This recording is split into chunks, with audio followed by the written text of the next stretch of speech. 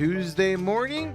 It's McCollum on Business. I'm Stephen McCollum, and for the next 30 minutes or so, I'm going to get you updated on what's happening around the business world and also around the Middle East festivities that affects the stock market as we toll into that. It's just an ever-changing world over there. There's no doubt about that. And it starts, of course, around the Strait of Hormuz with oil prices and bombs, etc., happening over there. The latest this morning, I'll tell you before we look at the market watch, Secretary Bassett said there may be a deal Tuesday or Wednesday, he claims, on opening the Hormuz with freedom of movement.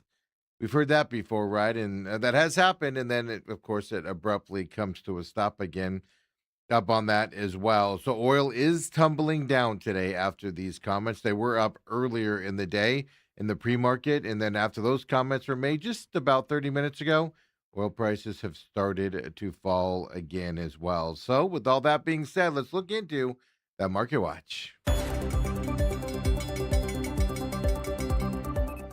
And because of what we are hearing here from Secretary Bassett, market responds positively here as well, as a deal around the Hormuz is near, according to Secretary Bassett. Out there, Dow Jones responded positively, 534 points up right now to 53,775. The S&P 500's up 57 points to 7662, and then the Nasdaq's up 350 points to 26,264. The small cap index, well, it's positive today as well, 17 points up to 3,007. Now, Bitcoin technically up 200 points today to 63,653 as of right now with Bitcoin. Yeah, just finding that home at 63,000 range as of the last, well, actually this whole week, since today's only a Tuesday. Stocks we're paying attention to right now. First one we're going to look at, well, your favorite breakfast place out there, or your favorite fast food restaurants per se, McDonald's. Yes, they're up 0.78% right now. McDonald's posted earnings of $3.38 per share, while the estimate was only $3.32 per share. So McDonald's per share average is up here as well. Revenue, though, is the problem. $7.1 billion in revenue for McDonald's. Well, the market wanted $7.13 billion, so they missed on their revenue side. But yet, McDonald's still up 0.93% here this morning. And then there's Palantir Technologies out there, data analytics. And for some reason, the site we use to put these things out, TraderView, I'll throw them under the bus here. Well, they're not recognizing Palantir's number. And it might be because they're over 20% up here this morning as of right now. They opened 15% higher as well. Blowout results for Palantir Technologies for their second quarter. 150% surge in U.S. commercial revenue for Palantir Technologies. And they're up right now, I can tell you, 20%. I can't show you, but I can tell you how big up they are here today. And everybody's paying attention to that number today from Palantir. And then next up, SpaceX is what we're looking at here this morning. We're looking at SpaceX for one reason and one reason only. One, you can see they're trading for $116.40, even though they are up 1.65% right now. They are well below the initial IPO, the initial public offering amount when it went live about a month ago. The reason why we're paying attention to them, well, they're reporting their second quarter results after the bell today. It's a debut earnings report since having their IPO in June as well. It was a record IPO at the time. Now way down overall as well. Here's what the expectation is for SpaceX later today. Revenue of $6.93 billion. Earnings per share is a loss of 26 cents for SpaceX. SpaceX doesn't make money, folks. It hasn't actually, I don't think ever has it made money, but it does not make money. So the loss of 26 cents is the earnings per share expectation today. So at least this morning, before they announced their numbers after the market closed today, at least this morning, they're up 2.26%.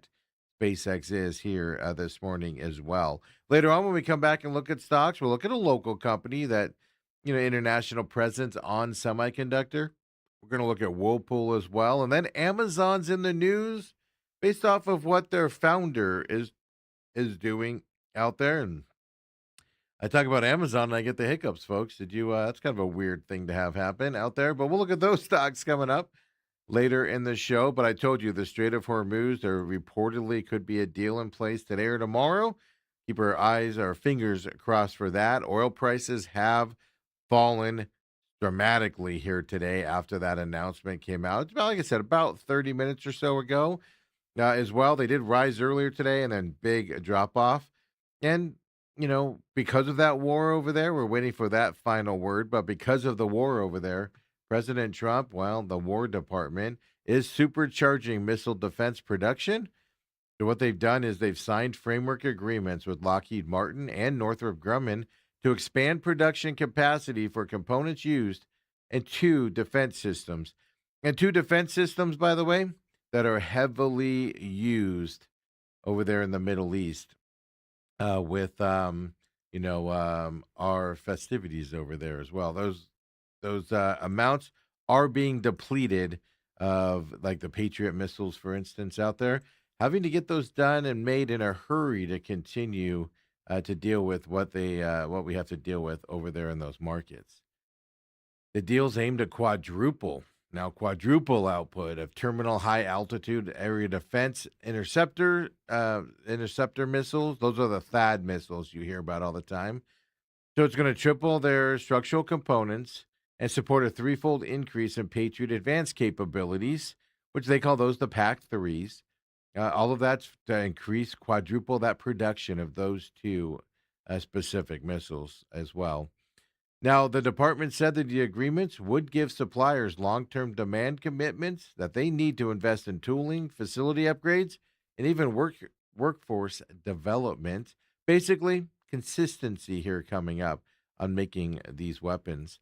Financial terms and production timelines were not included in the release from the War Department and their announcement.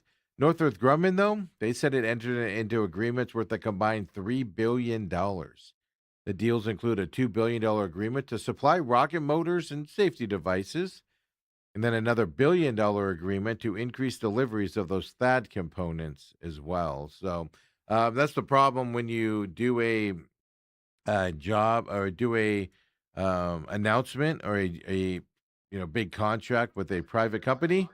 Well, the problem is they have to announce it because of their publicity and their stockholders, et cetera, out there. And then, so we know that's coming our way for the defense side of things. And then more closer to home here. Now, this has to do with tariffs, but President Trump's administration is not a shocker. They're now facing 25 new lawsuits from Democrat-led states, all because of the latest round of tariffs that he put out on Monday. These are those international ones that he put out based off of uh, forced labor markets, etc. Now, all Democrat-led states here, and Arizona is one of them, folks. Our attorney general has not found a lawsuit against this administration. She does not like attaching her name to. New York Attorney General Letitia James is the one leading the joint lawsuit.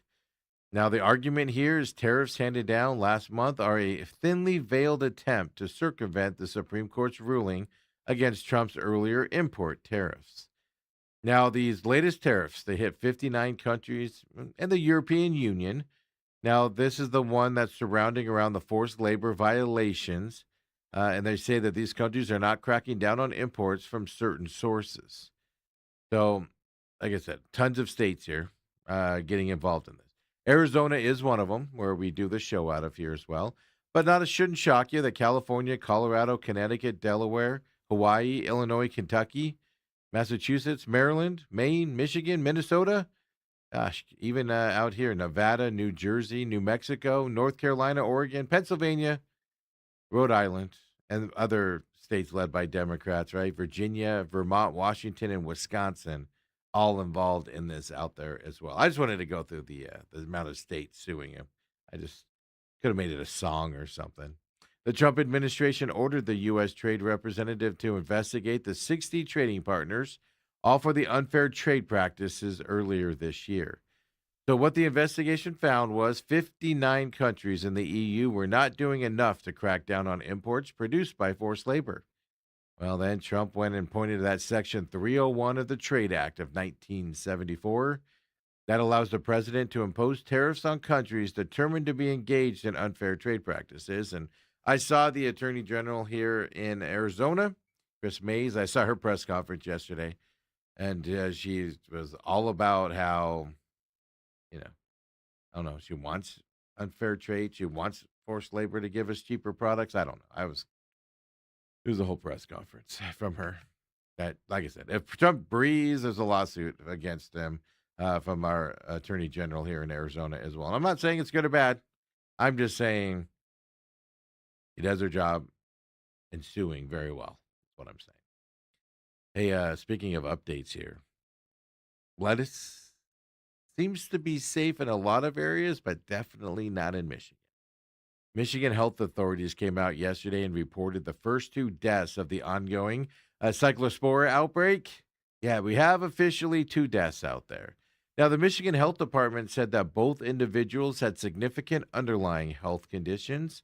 That of course could have been affected by the cyclosporasis and the specifically dehydration more properly that they probably dealt with. Michigan health officials said that cyclosporasis, well, it's generally not considered life threatening if you do get it.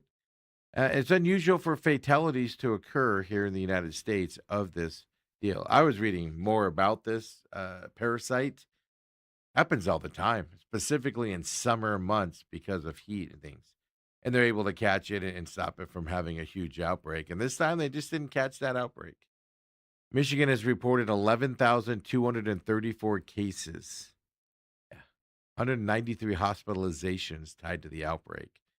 Based on the reported cases, the state, Michigan, seems to be the hardest hit by the outbreak. And the number of reported cases has actually outpaced those reported by the CDC. Yeah, Michigan's reporting more than the CDC is actually able to put out there. The CDC has received more than 6,700 laboratory confirmed cases since May 1st. The count does not include cases that have not been confirmed by a laboratory. So that's where Michigan and Ohio do it differently. They're reporting them even though they haven't been confirmed by a laboratory, whereas the CDC does wait for that to happen. The CDC has been updating its case count on a weekly basis.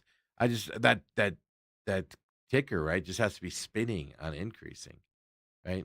Michigan's been reporting every weekday, so in terms of their reporting style of it. So Michigan was ground zero of this. Michigan and northern Ohio it was ground zero for this parasite outbreak, all based around that lettuce there, reportedly from Taylor Farms, and mainly, and I feel bad for Taco Bell. They didn't do anything wrong. They just sold the lettuce, Taylor Farms, right, out there. But yeah, Michigan. So don't eat lettuce if you're in Michigan, folks. Hey, the U.S. housing market, it's trending in two different directions right now, at least from a new report from Zillow is telling us. And they found that demand for luxury homes, well, that is huge.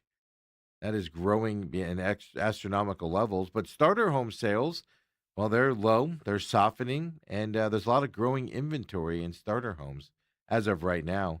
Zillow's data defines starter homes as those of the 5th to 35th percentile of home values in a given region. Luxury homes, they're in the top 5% of a region's homes values. That's how they separate the category. So if you go around the country here, a typical starter home is worth about $202,000. That's 2.3% price increase from a year ago. The typical luxury home also worth about $1.9 million. That's up 3.1% from last year.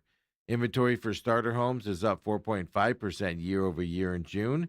Then it fell 5.2% for luxury homes.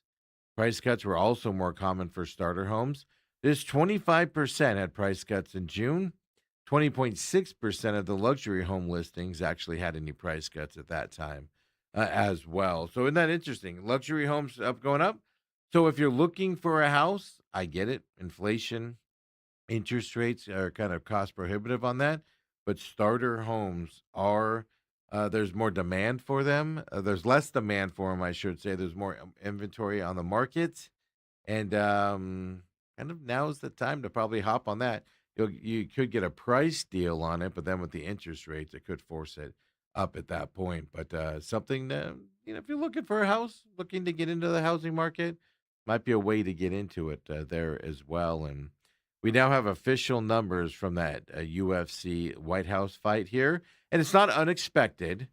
The loss actually was better than expected out there. And the UFC, well, they lost $30 million putting on that Freedom 250 event.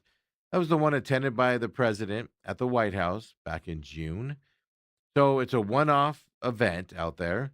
And the UFC expected losses in this deal, partly because they didn't sell tickets. They just invited the crowd in there. The organization saw an increase of revenue for the second quarter of 2026, even with that $30 million loss. Of course, UFC is owned by TKO Group out there. An estimated 4,300 people, including President Trump and Vice President J.D. Vance, they showed up for that invite-only event out there on the south lawn of the presidential compound. Now, kind of the first event there of the 250-year celebration that happened. Like I said, one of the reasons for the losses, well, they weren't able and didn't sell tickets to the general public for the event, so no revenue out there. Initial costs were actually expected to be more than $60 million. But the UFC was able to recoup some of that money through sponsorships, media exposure, those types of partnerships that drove down that loss amount to about $30 million instead of that higher amount. Now, the event did attract about 34 million viewers worldwide. So it was one of the most watched mixed martial arts events of all time at the same time as well. So in terms of TKO, they reported their earnings yesterday, and that was a big part of it. And they did say that UFC event at the White House, well, it had significant effect on their numbers as well with that $30 million loss. But they did still report revenue increased 29% year over year. TKO's at $535.7 million for the second quarter. So and that they own also WWE is another entity that they own. So there was a $64.7 million increase in media rights. Of course, that was driven by that TV deal, that $1 billion TV deal that they signed with Paramount last year. And they're in Paramount now this year as well. So big loss on that Freedom 250 event. But TKO as a whole looks like a healthy company out there as well. And folks, when we come back here at McCollum on Business, we keep this Tuesday show rolling.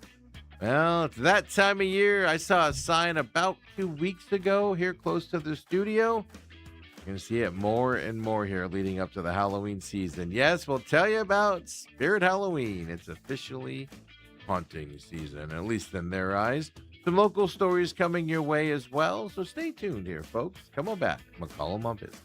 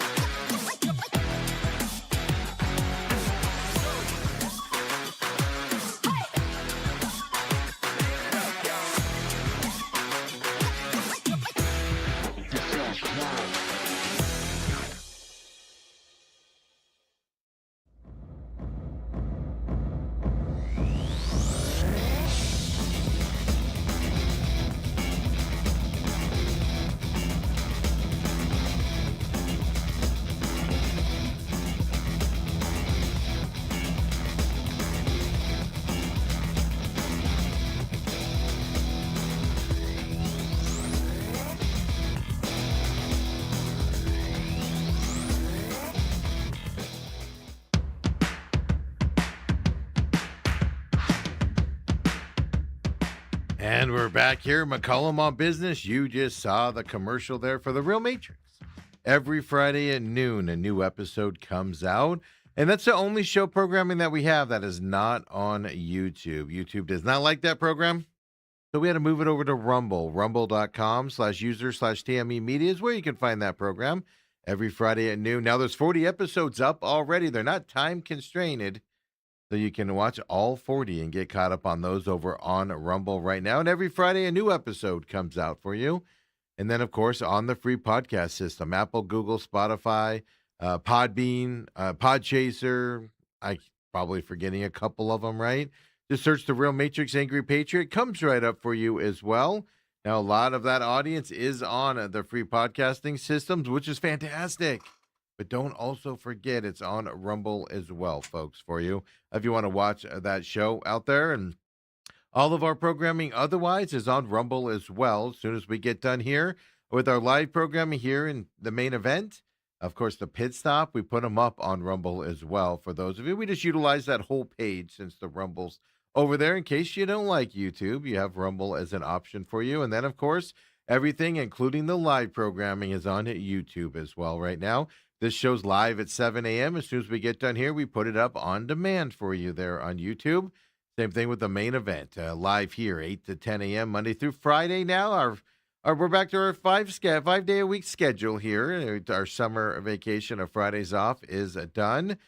You can catch all of our programming on demand and live here for this show and the main event here on YouTube, TME Media AZ. Every show has a podcast to it, an audio podcast if you'd prefer listening to it. Well, except for this one. This show does not have an audio podcast. We just keep it to the visual side. But every show also has social media except for this one. This one does have it, and nothing's been posted on it yet. That's coming up here for you. But also, the Real Matrix, no social media for that show either. Otherwise, the pit stop, the main event, well, just do a search for that out there. Just the main event with Steven, the main event with Dale, or, of course, the pit stop with Steven. It pops right up for you on your favorite podcast system. Like and subscribe. Share us with your friends out there if you would. We'd greatly appreciate it. And with all that being said here on this Tuesday, let's get into that Market Watch.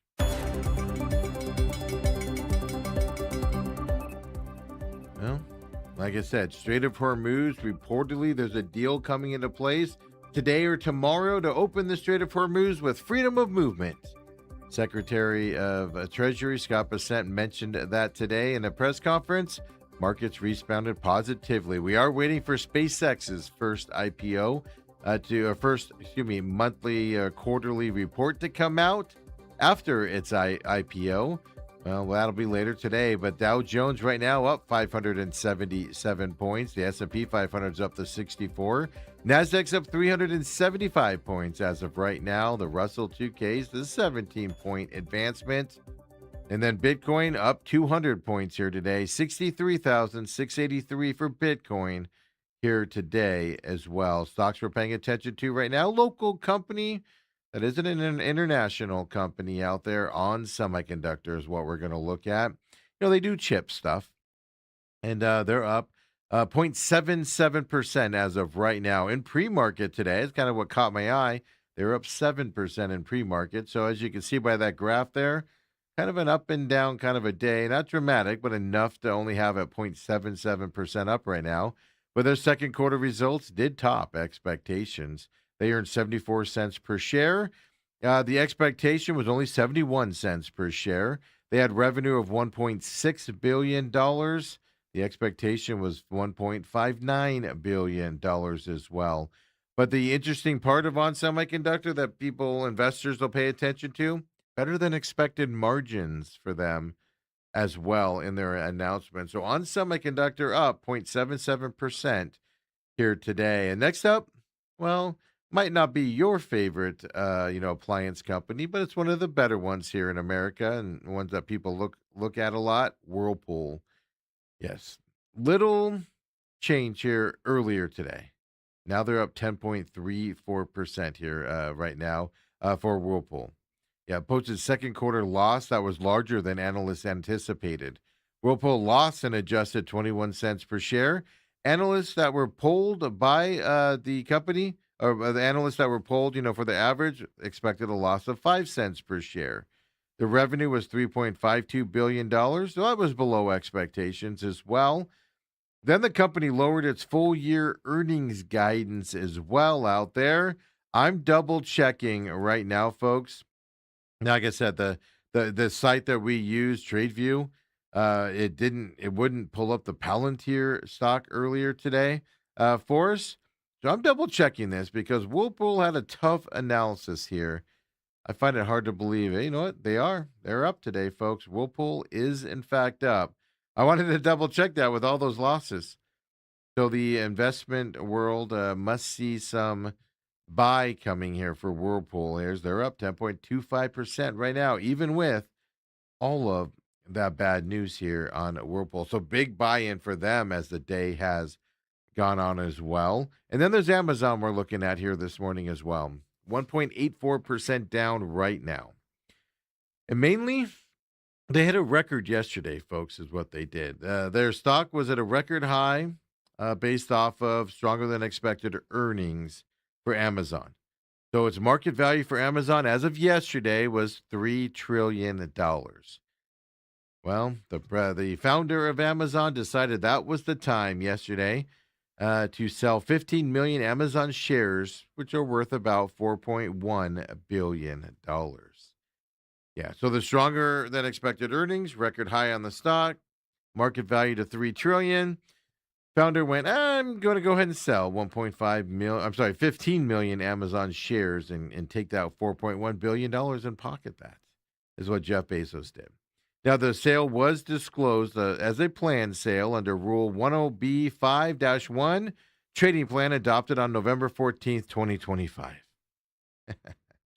The sale occurred on Monday through Morgan Stanley, so yesterday as well.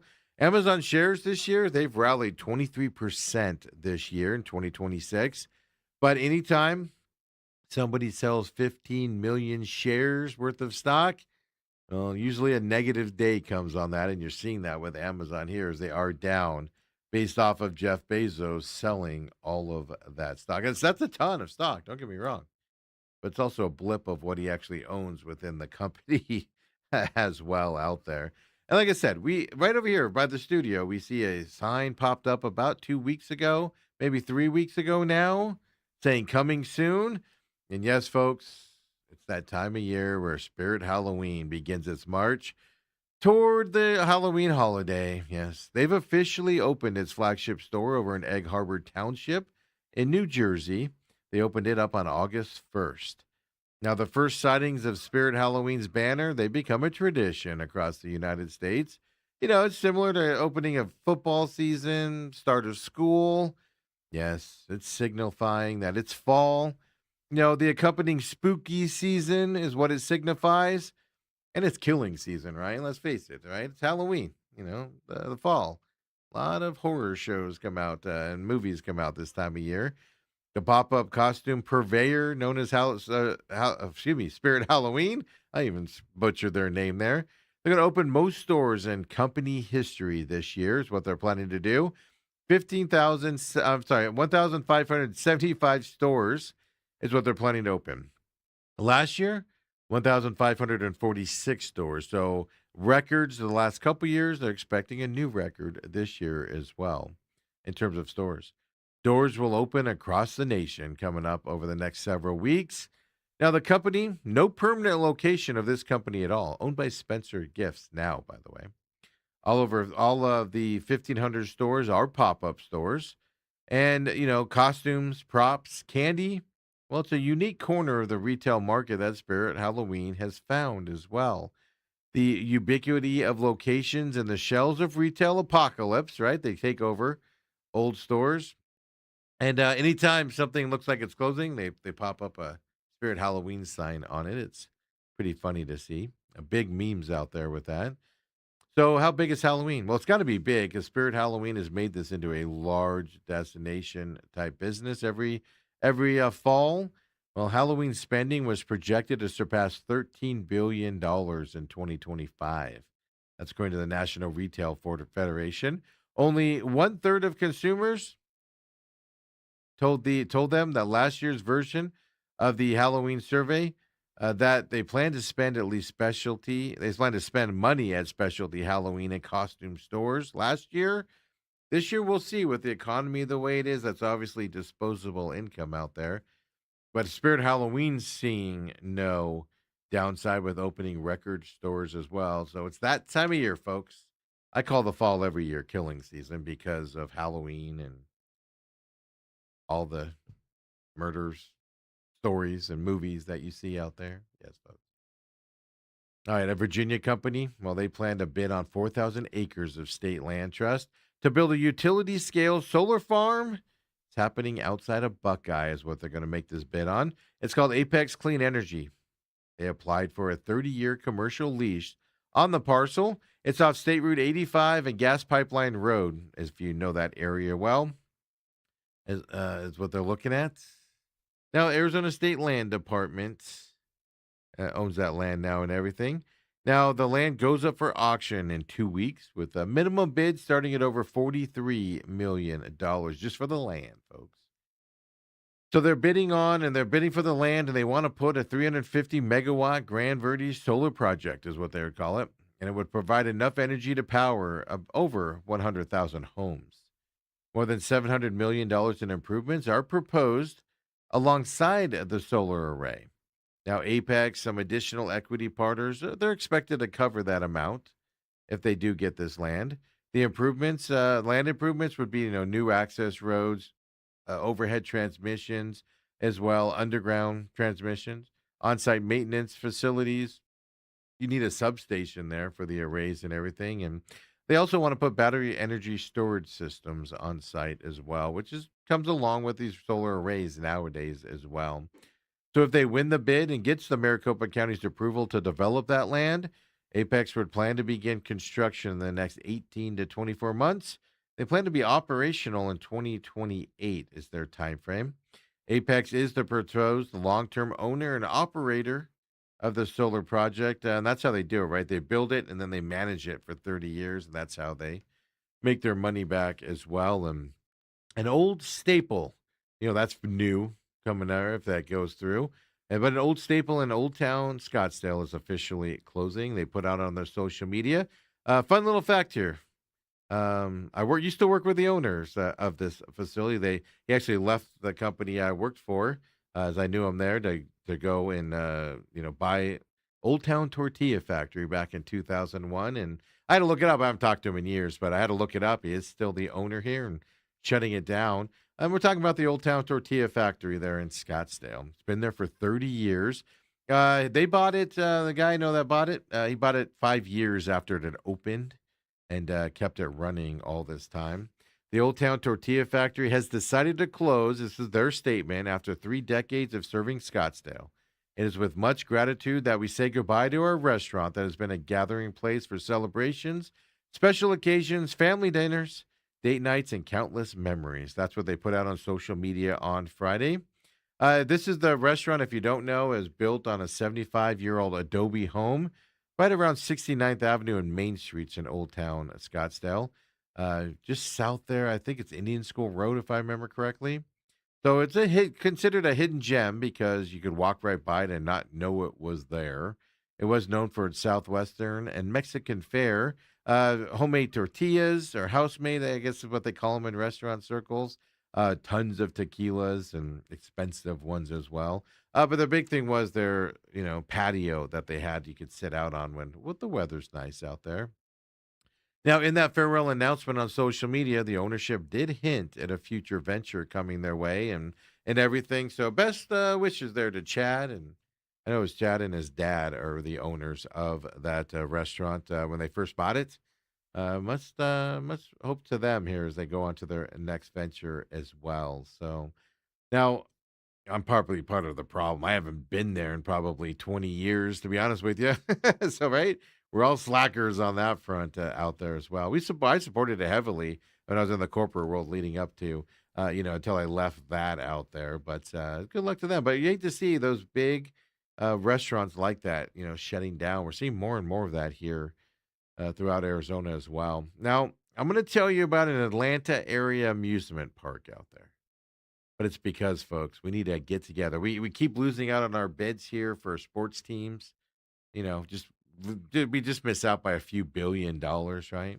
Well, we lost out on those dinosaur bones we told you about 3 weeks ago here in that auction. Well, that was our chance, folks. Yeah. The Atlanta Area Amusement Park, it has a roller coaster there. It's the largest zero G stall roller coaster in the country. Well, they actually closed for the last time on Sunday. They did announce it before this park did. They announced it in June. They were closing coming up here. But the park is known for its roller coaster, Air Force One. They claimed the title of being the largest zero G stall ride in the country. The Air Force One features a 146-foot first drop at an 83-degree angle. The ride reaches a top speed of 64 miles per hour, according to the amusement park, which I should give it its name. I don't know why I haven't yet. Fun Spot America is the park that is closed here. This roller coaster has a height requirement of 48 inches. It's only about a 100-second ride as well. It reaches maximum vertical G of 3.75, a minimum vertical G of -1, max lateral G of plus or minus 1.25 Gs as well. So why am I mentioning a park in Atlanta that's closed? Well, folks, the roller coaster's for sale. That's right. The roller coaster's too large to fit at either of the company's Florida theme parks, so they're looking to find a buyer for the ride. Trust me, folks, I did deep research on this. No prices listed. I'm just telling you. How much it's going to cost?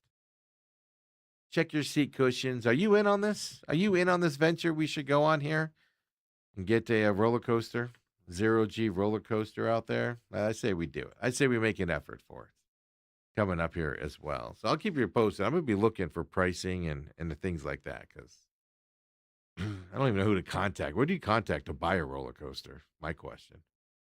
Hey, folks, appreciate you joining us here on this Tuesday edition of McCollum on Business.